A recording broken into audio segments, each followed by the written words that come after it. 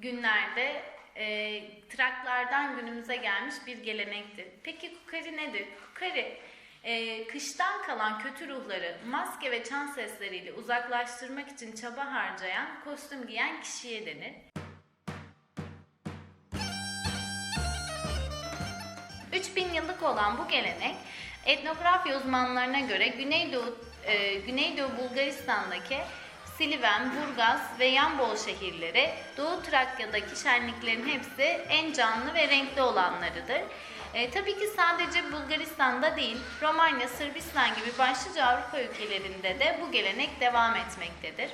Kukari ismi başlık ve kaput anlamına gelen Latince kukulla'dan gelmektedir. Biz bu hafta sonu Kukari Festivali için Yambol'a gideceğiz. O yüzden bugün burada maske hazırlıyoruz. Bulgaristanlı Dura bize maske yapımı için yardım ediyor.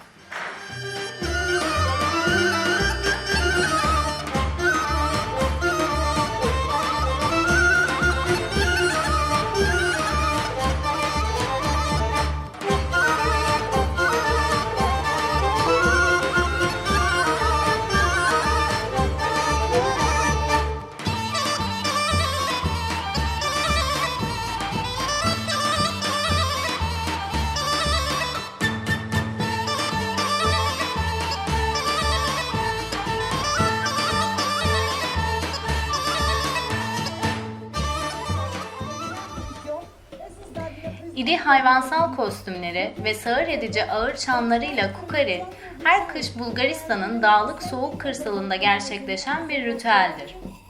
13 Ocak akşamı bu köylerden birine girerseniz muhtemelen ateşin etrafında toplanan, yüzlerini biraz aydınlatacak kadar yakın, ancak ateşin sıcaklığından tam olarak yararlanamayacak kadar uzak olan küçük bir köylü kitlesiyle karşılaşacaksınız. Bulgar halk müziği çalan küçük bir grubun sesini ve sonra büyük ağır çanların daha derin ve yankılanan sesini duyabilirsiniz. Yaklaştıkça bu ses daha da yükselir ve derinleşir. Birbiri ardına gelen sesler düzenli bir ritim ile uyumlu bir hal alırken diğer çalgılar da buna eşlik eder. Davul haricindeki tüm çalgılar dev çanların sesinin arkasında kalır.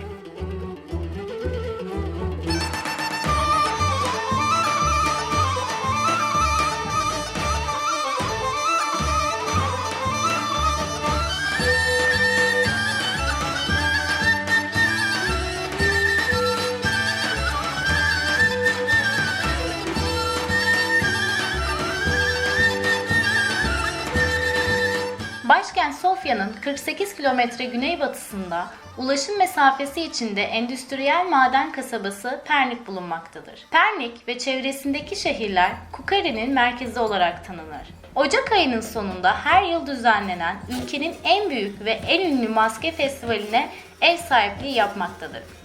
Yeni yıl ile ilişkili olarak Survakari olarak da anılan bu ritüel Mart'ın ortalarına denk devam eder.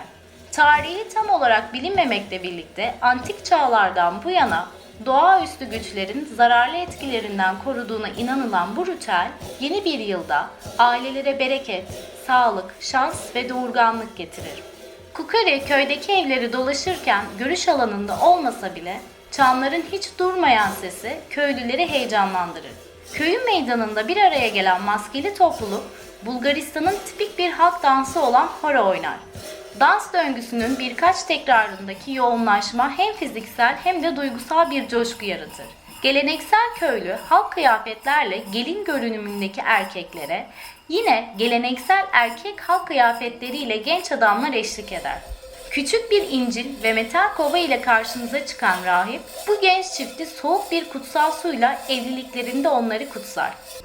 1960'larda ritüellerin ulusal folklorun bir parçası olarak kabul edildiği sosyalist modernleşme sürecinden günümüze ulaşan Kukari, 1989'da komünizmin çöküşünün ardından Bulgaristan'ın çağdaş Batı dünyasına katılmasıyla bu tür arkaik uygulamaların ortadan kalkacağı düşünüldü. Fakat ritüellerin artan popülaritesi doğaüstü etkinliklerine olan inancını yeniden ortaya çıkardı. Bu genişleyen uygulama ve inancı nasıl açıklayabiliriz? Belki de bu sorunun yanıtı bu ritüellerin insanların hayatlarının samimi ve bütünleştirici unsurları olmasıdır.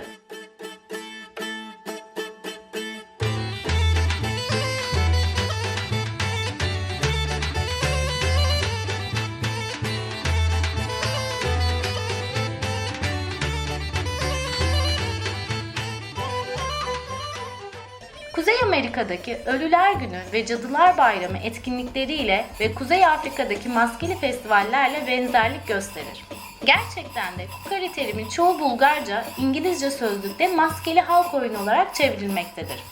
Sosyalizm sonrasında köy sosyal ilişkilerinin yeniden yapılanmasıyla köylüler sadece bazı ilişkileri kaybetmedi. Aynı zamanda yeni ilişkiler geliştirdiler ve çeşitli ilişkilerin doğası değişti. Cinsiyetler, etnik gruplar ve köylüler arasındaki ilişkiler yeniden tanımlandı. Kukari, çeşitli sosyal ilişkilerin dinamik doğasını açığa vurmaktadır.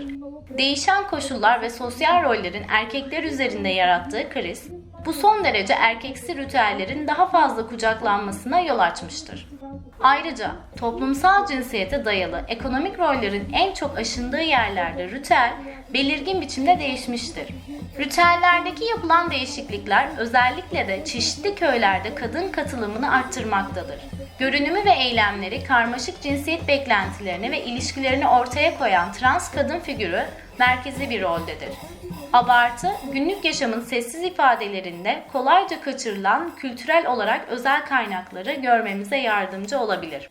Maskelemede ortaya konan sosyal ilişkilerin özel doğası bununla sınırlı değildir. Aynı zamanda farklı köylü kategorileri arasındaki ilişkiler de okunabilir. Kukari, aynı anda hem çelişkili hem de kapsayıcı olan etnik topluluk etkileşimi modellerini ortaya koymaktadır. Bulgaristan'ın farklı bölgelerine ait maskelerin tipolojik olarak etnik özellikler barındırdığı görülebilir. Bu durum kullanılan terimlerin bolluğuna yansımıştır. Kukari ve Survakari terimlerine ek olarak Mençkari, Startsi, Babugari, Dizhamali, Dervisi olarak da bilinir.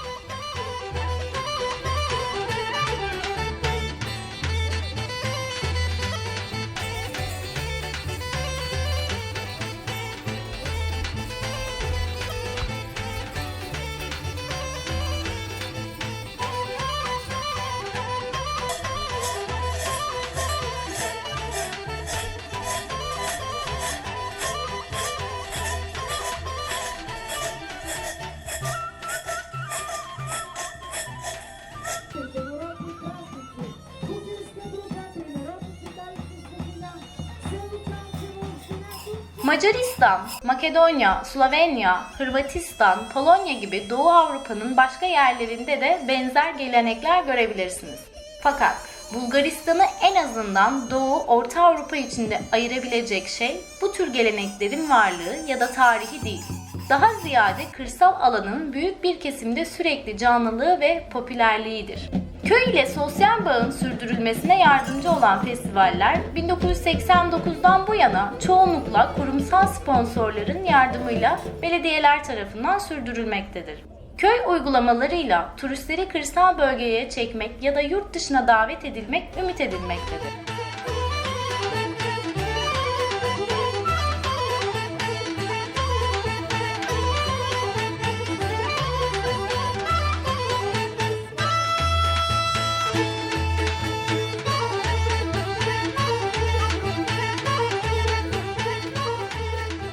Festivalin yapıldığı herhangi bir bölgeye giderek birçok farklı bölgede özel kukari görmeniz mümkündür.